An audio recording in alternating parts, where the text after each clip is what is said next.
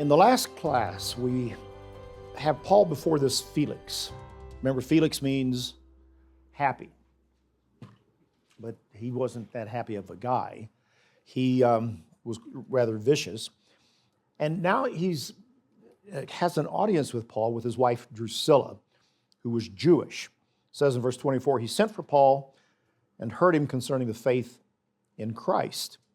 So again, I mentioned that this Drusilla was his third wife. She was a daughter of Herod Agrippa I.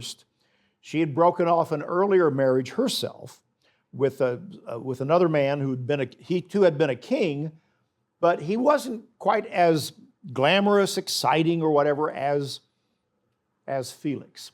And so she ditched probably a more boring king for Felix, who must have been a bit more exciting in her own mind and perhaps thinking that he was going to go further.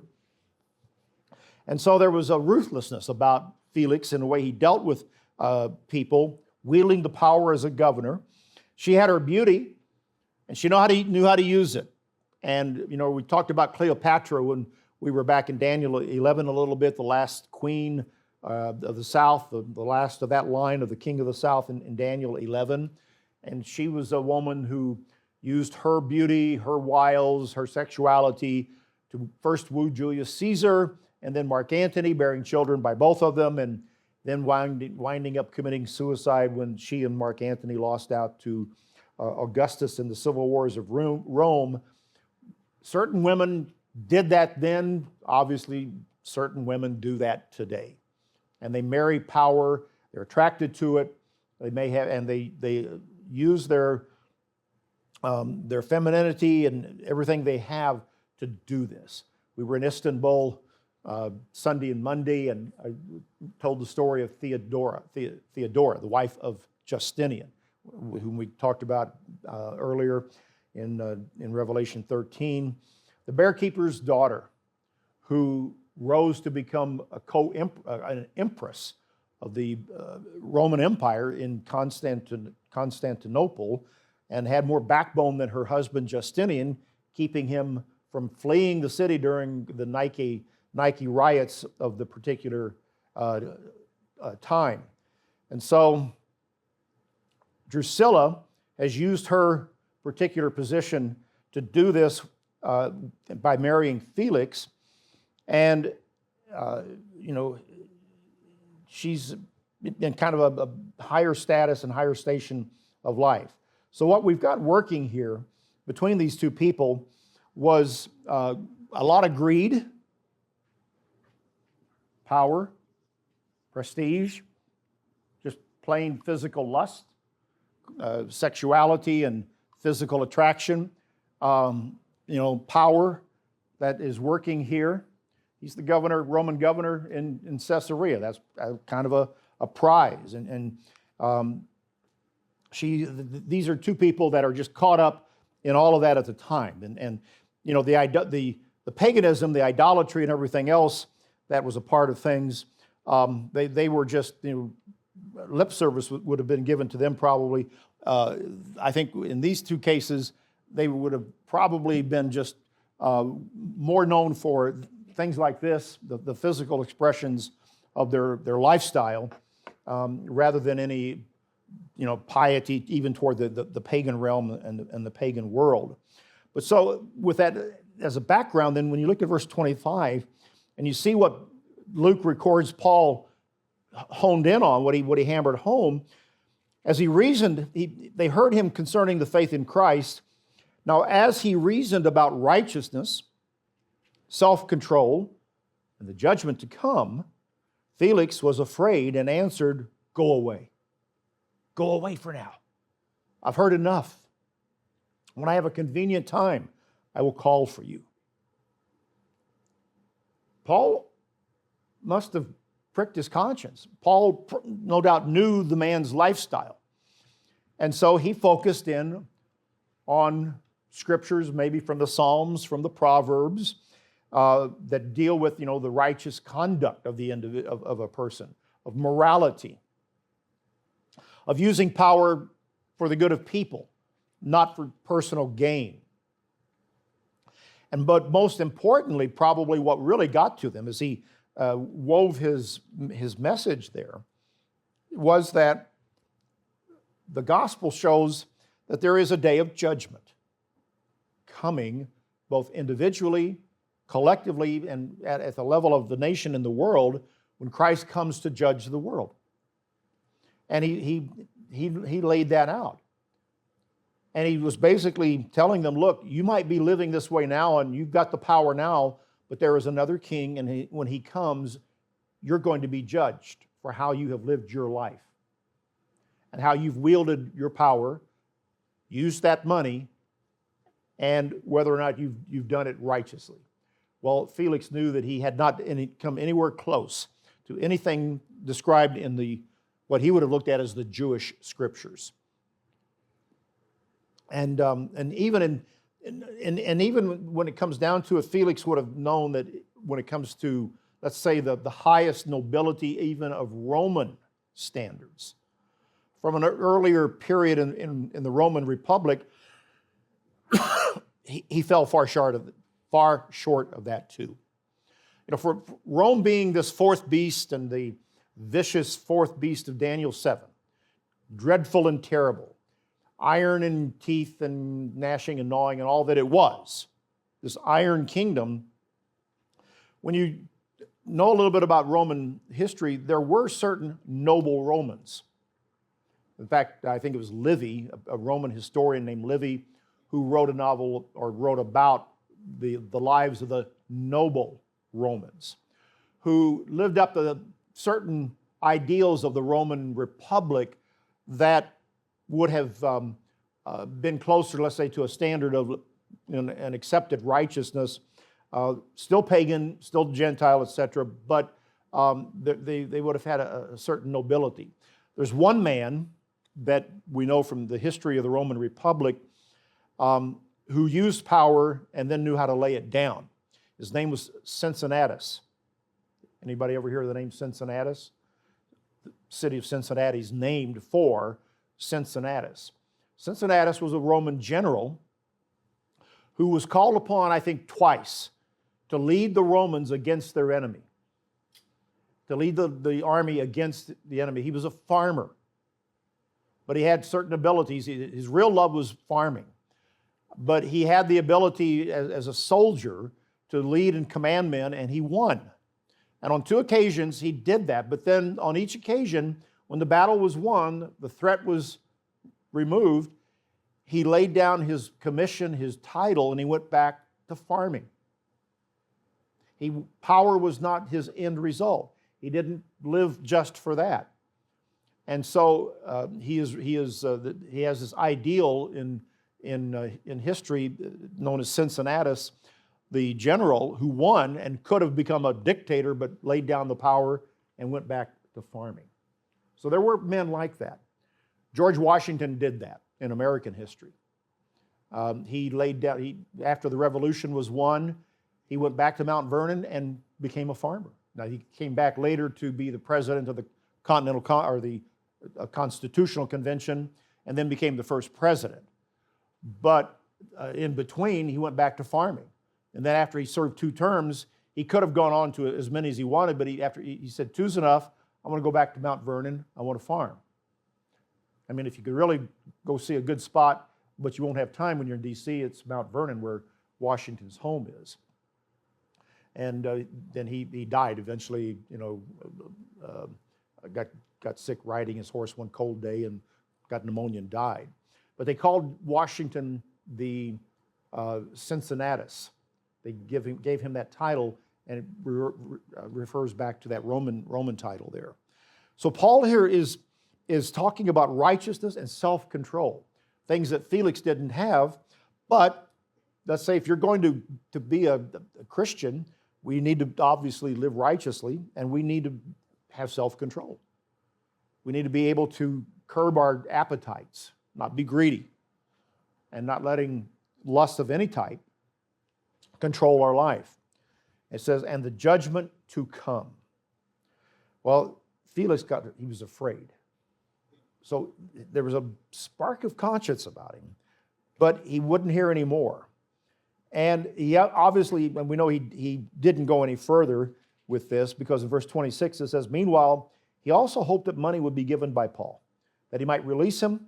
Therefore, he sent for him more often and conversed with him. So he brought him back in, but he didn't seem to progress any further, but he was looking for a bribe. And after 2 years, Porcius Festus succeeded Felix, and Felix, wanting to do the Jews a favor, left Paul bound. So 2 years go by. This is this period from 57 to 59 AD. Luke just skips right over it. We don't, Paul's there. He probably had a lot of time to think through a lot about God, his theology. He's kept at Caesarea, not a bad place to be kept.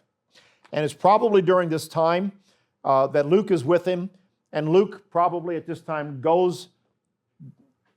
could very well, again, we don't know this, but this is a speculation, but it's a plausible speculation, that this may have been when Luke went to Jerusalem, went to the Galilee, and interviewed firsthand eyewitnesses of Jesus' ministry. Mary, perhaps. Others who witnessed the miracles, and gathered material for the gospel that he writes. So this could have happened at this particular time while Paul is being held. So 2 years go by, and another governor comes in, Festus. And so let's continue right along in verse 25. When Festus had come to the province, after 3 days he went up from Caesarea to Jerusalem. Then the high priest and the chief men of the Jews informed him against Paul, and they petitioned him, asking a favor against him, that he would summon him to Jerusalem while they lay in ambush along the road to kill him. Would this have been some of those at 40 that had taken the vow? Maybe. They could have been a part of this. But it shows that even 2 years later, the envy of the Jews has not abated, hasn't gone away. They still want to kill him. Paul's, in a sense, been protected because he's been down at Caesarea, not in Jerusalem. They couldn't get to him. But Festus answered that Paul should be kept at Caesarea, and that he himself was going there shortly. Therefore, he said, let those who have authority among you go down with me and accuse this man to see if there's any fault in him. So he's willing to allow the wheels of the process to go forward, but he's not doing him any favors, and he's not going to bring Paul up to Jerusalem. So in verse 6, when he had remained among them more than 10 days, he, Festus, went down to Caesarea. And the next day, sitting on the judgment seat, he commanded Paul to be brought. Probably a room within the part of the palace that was the audience room for the governor to receive people with petitions, to hear cases, to render judgment. Paul's brought in. And when he had come, the Jews who had come down from Jerusalem stood about and laid many serious complaints against Paul, which they could not prove, while he answered for himself, neither against the law of the Jew, nor against the temple, nor against Caesar have I offended in anything at all. But Festus, wanting to do the Jews a favor, answered Paul and said, are you willing to go to Jerusalem and there be judged before me, concerning these things? He wasn't going to dismiss the charges. He knew that he really couldn't do that, it would seem. After 2 years, there's still a certain level of, what's the word I'm looking for here? There's a certain level of weight to this case. It may not be on the front page above the fold of the paper, but it's maybe on page 2. Maybe a little bit out of sight, but not forgotten. And politically, Festus can't dismiss the charges. So he offers a compromise. Paul has a choice. In verse 10, Paul, in his mind, said, I stand at Caesar's judgment seat, where I ought to be judged. To the Jews I have done no wrong, as you very well know. For if I am an offender or have committed anything deserving of death, I do not object to dying. But if there is nothing in these things of which these men accuse me, no one can deliver me to them. I appeal to Caesar. And with this, the die was cast. The stage is set. There's no turning back. This was a part of the Roman law where anyone could, by right, appeal to Caesar, appeal their case to Caesar. Didn't mean that everybody got their case heard by Caesar. Not everybody necessarily would have been able to go to Rome to actually have an audience with the Caesars, but that's what the Caesars did. They would set aside time that people, all walks of life, could come and appeal their case to the Caesar. That was just the nature of the Roman system at this time. But when an appeal by a Roman citizen was made, that had to be honored. And so Festus is bound by that law to do that. There's no real political sedition involved here, and Paul knows that. And you have to ask, going back to the vision that he had here at the beginning of this imprisonment from Christ, when he stood by him and said, "You're going to be witnesses of me in Rome, a witness of me in Rome." Did after 2 years, Paul finally come to the conclusion now that this was the moment to play that Roman right and go to Rome? Could be. It just could be that Paul saw this was the moment.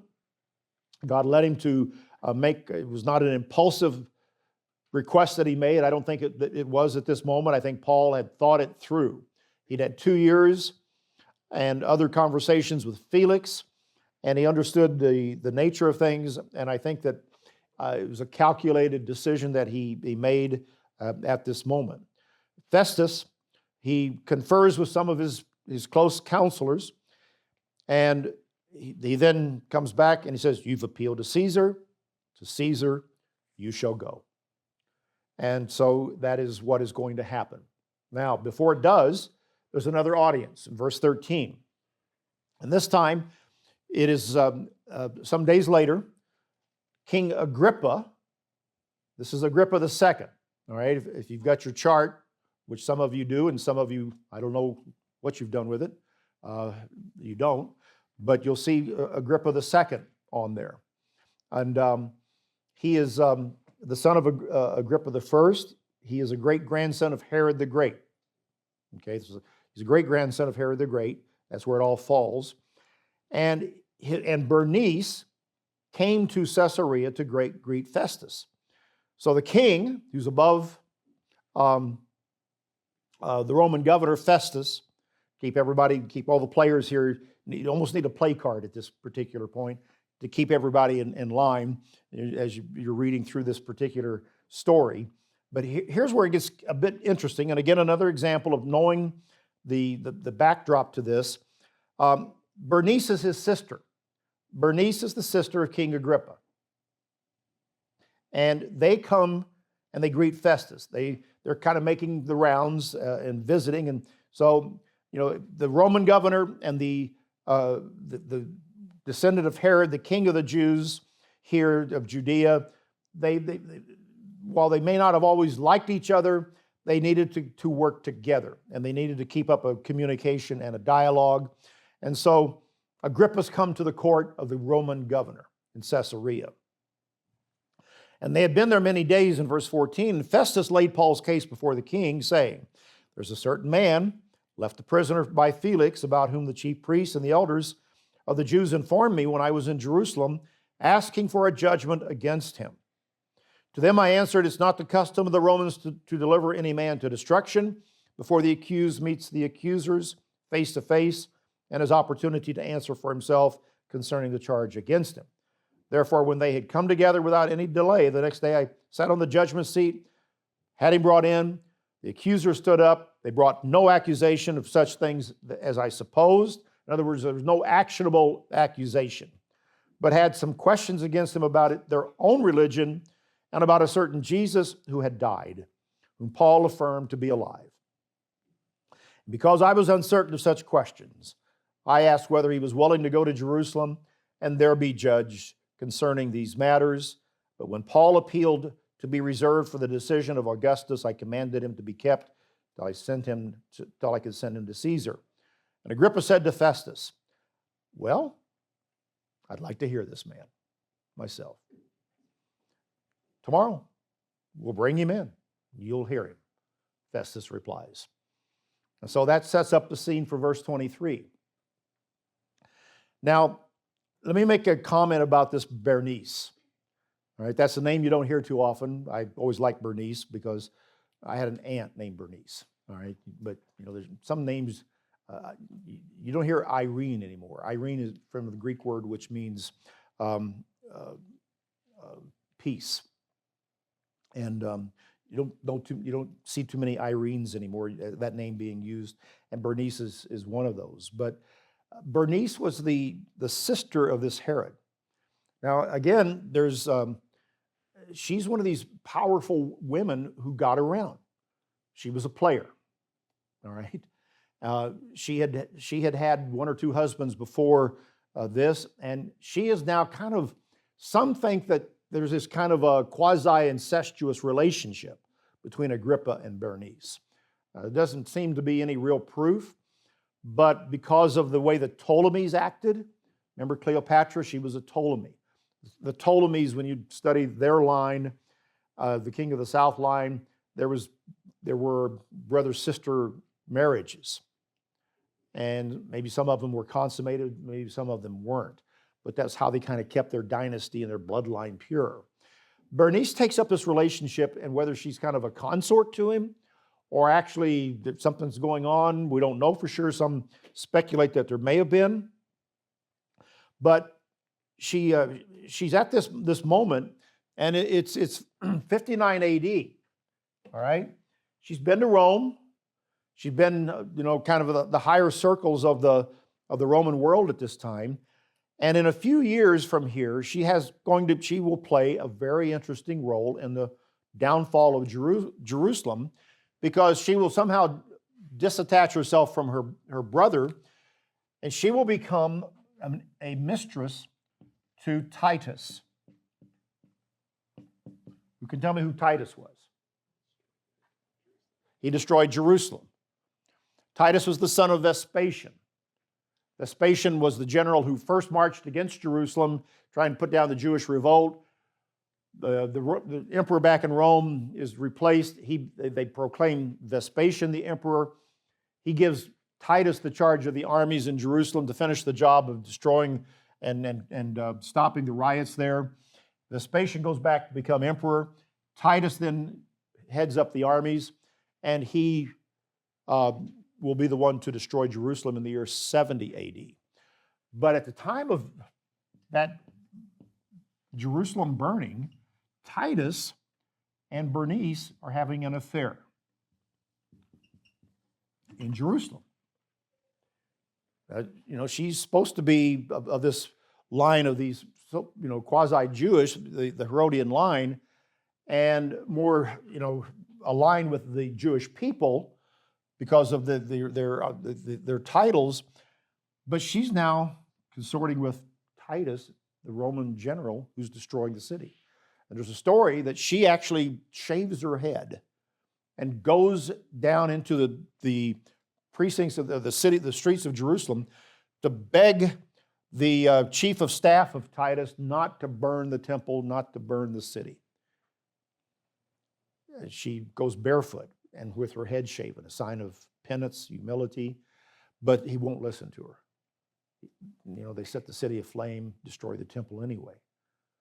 Well, she kind of, gathers herself, and she goes to Rome for a time with Titus, but they don't like her because she's from the east. The Romans were pretty picky about the women who hung around their generals and their emperors. And so she kind of comes to an ignominious end. But now she's here in front of Paul. So these people were, they were very powerful, they were very conniving, and they managed to find themselves in interesting situations at times. So in verse 23, the next day when Agrippa and Bernice had come with great pomp and had entered the auditorium with the commanders and the prominent men of the city, at Festus's command, Paul was brought in. So he's brought in, there's the audience room, a lot of people, and now Agrippa and Bernice are going to hear from Paul. King Agrippa and all the men who are here present with you, Festus says, you see this man about whom the whole assembly of the Jews petitioned me, both at Jerusalem and here, crying out that he was not fit to live any longer. But when I found that he had committed nothing deserving of death, and that he himself had appealed to Augustus, I decided to send him. Now, Augustus, as it is used here in verse 25, is the title of the Caesar. And at this time, I believe we're at Nero. This would be the Caesar that Paul does appeal to is Nero. I'm going to put that name on the board because you might find that on a test somewhere someday. Nero.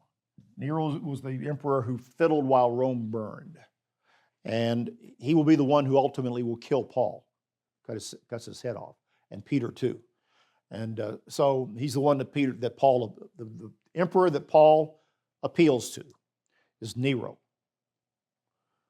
The emperor that Paul appeals to is Nero. You got that? Okay, so understand that. And he's the Augustus. Who can tell me what the title Augustus comes from? Sage. It comes from Augustus Caesar. Where did it come from before it was given to Augustus Caesar? You better remember? Yes, ma'am. What's that? He was a savior. But where did the title reside before it was given to a Roman emperor? It was a religious title. It was a part of the pagan religion cults. And so it gets transferred to the Caesar, to first Octavian. He's the one who's called Augustus first. So when you see it here in verse 25, he's appealed to Augustus. But that's not the Augustus Caesar who founds the empire. That's at this time Nero, but it's one of the titles of the Roman emperor. So I decided to send him, and I have nothing certain to write to my Lord concerning him. Therefore I brought him out before you, and especially before you, King Agrippa, so that after the examination has taken place, I may have something to write. For it seems to me unreasonable to send a prisoner and not to specify the charges against him. And so in verse 26 then, just continuing right along in this audience, Agrippa said to Paul, "You're permitted to speak for yourself." So Paul stretched out his hand, and that's a common oratorical flourish of the Greek and Roman world, that if you were to address a group of people, you would stretch out your hand. You often see statues of the elite in the Roman statuary, and that a hand extended like that. And so literally they would do that. And Paul, no doubt, did the same thing. It was a custom. He said, "I think myself happy, King Agrippa, because today I shall answer for myself before you concerning all the things of which I'm accused by the Jews, especially because you are expert in all customs, questions which have to do with the Jews. Therefore I beg you, hear me patiently." That's his handshake. That's his opening comment. And he says, "I'm happy to be here. And I'm happy to talk about it. And, please hear me and patiently consider what I have to say." So there's a measure of humility. It's not a pompousness with which he begins. And this is a major defense speech that Paul makes here. And they begin back in chapter 22. There's another one in chapter 24, and now here in chapter 26. So it's the third major defense that Paul makes, and by that I mean an explanation of who he is, what he's doing. And in this one, there are more details of the gospel than the others in this here. And there's also a third repetition of his conversion on the road to Damascus. Verse 4, he says, "My manner of life from my youth, which was spent from the beginning among my own nation at Jerusalem, all the Jews know." Matter of record. They knew me from the first. If they were willing to testify that according to the strictest sect of our religion, I lived a Pharisee. So here he gets into a little autobiographical information. "And now I stand and am judged for the hope of the promise made by God to our fathers." So he goes back to in a sense, Genesis 12, where God made a promise to Abraham. get you to a country that I will show you, and I will make of you a great nation. And in your seed shall all the nations of the earth be blessed. Paul is connecting himself to that. I am judged for the hope of the promise made by God to our fathers. To this promise, our 12 tribes, earnestly serving God night and day, hope to attain. Interesting comment. Think about that. For this promise, our 12 tribes, not just 2 tribes, Judah and Benjamin, primarily composing Judah at the time of the first century. Remember the other 10 tribes? What happened to them? By Assyria. Yeah, the so-called lost 10 tribes. Paul speaks of them as if they are. Not lost, but they are. They hope, they earnestly serve God night and day, present tense, hoping to attain to the promise. What do they want it to attain to? Verse 6, the promise. The promise. And that's it. I mean, the promise is the kingdom. The promise is a kingdom of priests. That when God led them out of Egypt, and He first said to Moses, to them through Moses, I will make of you a kingdom of priests and kings. And that's the promise. Peter picks that up and he repeats it as well as he talks to the church. It is the promise of eternal life. It is the promise of that kingdom to come. It is the promise of the restoration of all things. That's their hope. That's what they hoped Jesus would have restored in His ministry, but He said, no, not at this time. But it's still the hope. Paul preached that, the gospel of the kingdom. And so, why should it be thought incredible to you that God raises the dead? So, for this hope's sake, King Agrippa, I'm accused by the Jews. Why should it be thought incredible that God raises the dead? Now, keep in mind, it was the resurrection that caused the Stoics, the Athenian philosophers, to shut down when Paul came to that back in Acts 17. They didn't want to hear any more of his message. And when he was in the temple of being arrested and he talked about the resurrection, that divided the Sadducees and the Pharisees. The gospel inherently brings out this truth of the resurrection. We've just kept the days of unleavened bread. Christ was resurrected after 3 days and 3 nights, right in the midst of the days of unleavened bread, accepted by the Father as the wave sheaf offering. And that resurrection, His life, is the means by which we have salvation. And this he kind of, it's very interesting here in verse 7 and 8. We don't always kind of connect this to the larger story of Israel and God's unfinished business with Israel. These tribes earnestly serve God day and night, in verse 7, hoping to attain to that hope. They didn't get to it then. Paul brings that out in Romans 9, 10, and 11. And they haven't come to the fullness of it yet. That unfinished business is part of the gospel and the understanding of the promises to Abraham.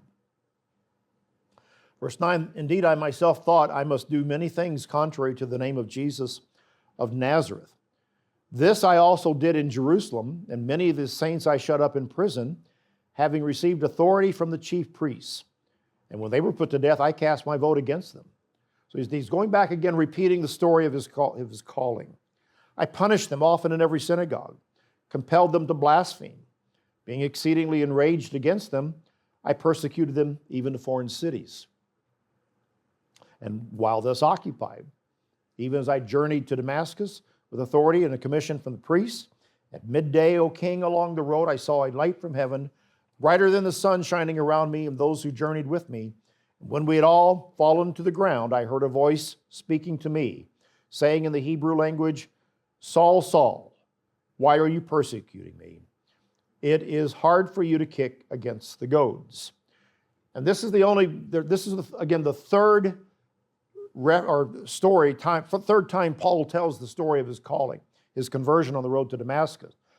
But this is the only one where he mentions it's hard to kick against the goads, hard to kick against those goads, which was a well-known expression at the time to talk about someone's opposition to God, resisting the will of God. And so he uses it here. It's a Greek-oriented audience. It comes from the Greek world. They would have known this expression. And so he kind of very cleverly brings it in at this point, as he has a Greco-Roman audience primarily in the room here, as he talks about God questioning him on this. And so I said, "Who are you, Lord?" And he said, "I'm Jesus, whom you are persecuting. Rise and stand on your feet. For I have appeared to you for this purpose, to make you a minister and a witness both of the things which you have seen and of the things which I will yet reveal to you. I will deliver you from the Jewish people, as well as from the Gentiles, to whom I now send you, to open their eyes in order to turn them from darkness to light, from the power of Satan to God, that they may receive forgiveness of sins and an inheritance among those who are sanctified by faith from me." And so it's a pretty strong message that he gives to them here. "Therefore, King Agrippa, I was not disobedient to the heavenly vision, but declared first to those into Damascus and in Jerusalem and throughout all the region of Judea, and then to the Gentiles, that they should repent, turn to God, and do works befitting repentance." You know, this last phrase of verse 20, repent, turn to God, do good works. To kind of summarize it down, repent, turn to God, do good works. Kind of summarizes how we should live. Turn our life around, get it aligned with God, do good works, turn to God, do good things. You know, this is a better phrase than Garrison Keillor and his Lake Wobegon line. Do good work. This is a pretty good summation of how we are to live before God. "For these reasons the Jews seized me in the temple and tried to kill me. Therefore, having obtained help from God to this day, I stand witnessing both to small and great, saying no other things than those which the prophets and Moses said would come, that the Christ would suffer, that he would be the first to rise from the dead, and would proclaim light to the Jewish people and to the Gentiles." This is, again, a pretty powerful message that includes all nations, all peoples, all ethnicities in this whole setting here, that he would be the first to rise from the dead. Now, as he thus made his defense, Festus said with a loud voice, "Paul, you're beside yourself. Much learning is driving you mad." Much learning is driving you mad. This is kind of how you feel after you get to this point in ABC. Much learning is driving you mad, right? You had it up to here, and you're ready to get on with the rest of your life. I understand. But we've got a few more days. We're going to finish all of this. Mr. Myers is going to finish Hebrews with you, and Dr. Dunkel with everything else. So hang on for a few more days. Trust me, you're not the only one that's ready to move on too, okay? We on the faculty get to this point, and it's time. Where's that next class? Let's get that next class in here. So, no, we don't say that. But you know, it's been a long year, and much learning has taken place. Hopefully we're not mad. But Festus, the governor, kind of interrupts. And he said, "I'm not mad, most noble Festus, but I speak the words of truth and reason." You know, there's a sermon right there. The words of truth and reason. That's what I'm speaking about. Pretty powerful. Christ, you know, Pilate asked Christ, "What is truth?" when he was before him at the time of his arrest. What is truth? And, you know, I talked about that in a sermon when we were over in Indianapolis. Truth is, we talk about the truth. We keep the truth. We obey the truth, and we do. But truth is more than just 20 fundamentals. Truth was personified by Jesus in the way he thought and lived and acted, and his whole persona was truth.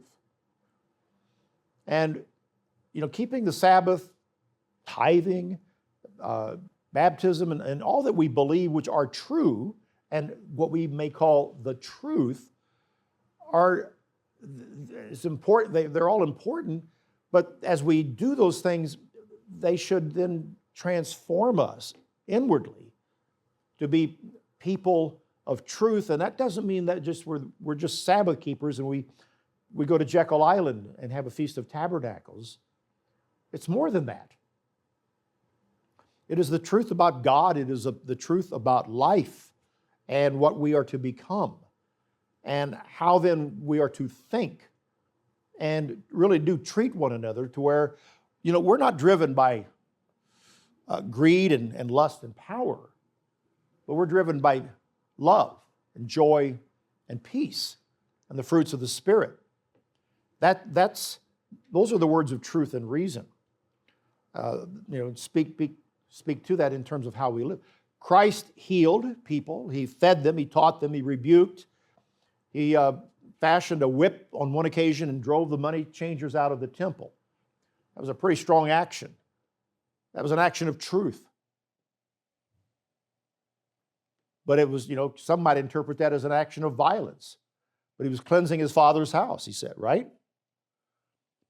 But, that was truth in action, where he moved on evil. He moved on a perversion of a holy thing, the temple, and human corruption of it by actually literally overturning tables, maybe causing a bruise here or there. And you think that whip might have hit somebody? I kind of think it did. I think it maybe somebody, got a little bit of sting on it and it caused them to get out of there. I don't think he did that just to kind of stand there and, whip it back and forth like Indiana Jones did and, make a big pop and a crack. I tend to think that he lashed out at some people in a way, but that was truth because he was cleansing the temple and he was making a point that you don't do that before God. We don't treat the holy things of God with contempt and bring them to our level. To speak the words of truth and reason and to live truth and to be people of truth goes far beyond these things that we kind of tick off our list that we believe and do. And he's talking to men of power, a woman here who trusts in her beauty, Bernice, and her wiles and her cunning and her ability to manipulate men. For her to have taken up with Titus, look, Titus could have had any woman he wanted. But that she managed somehow to get herself into his court, into his bed, speaks as much to her cunning as to her sexuality. You have to understand that about those things about people, not only then, but even today, that people will use those things to those ends. So Paul is drawing to a point here. The king before whom I also speak freely knows these things. I'm convinced that none of these things escapes his attention, since this thing was not done in a corner. They knew about Jesus. They knew about the empty tomb. They knew about the events that took place at his death. King Agrippa, do you believe the prophets? I know that you do believe, he said. And I think that he put an emphasis on it at that point, that I know you believe. Do you believe? I know that you believe. This was not a weak conclusion that he was coming to. Agrippa said to Paul, you almost persuade me to become a Christian. This is an intense exchange at this moment between Agrippa and Paul. Paul has built it, and he's kind of, in a sense, taken a moment to not maybe try to make the closure, but not knowing that he probably won't. But he's got the boldness to say it, and he knows that he can say it, and he can get away with it. He can get away with it. I know you believe. You almost persuade me to become a Christian, he says. And Paul said, I would to God that not only you, but also all who hear me today might become both almost and altogether such as I am. Except for these chains. And with that, he might have had a little kind of a, except for these chains,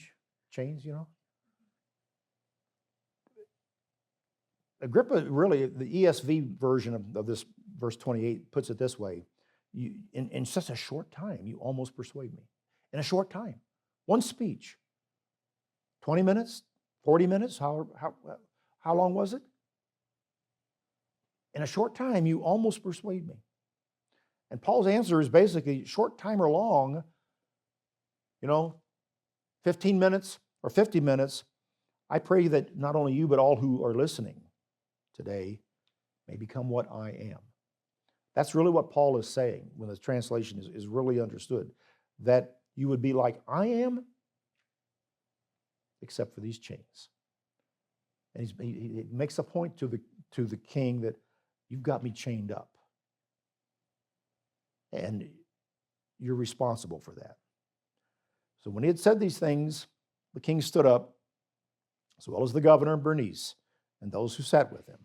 And when they had gone aside, they talked among themselves.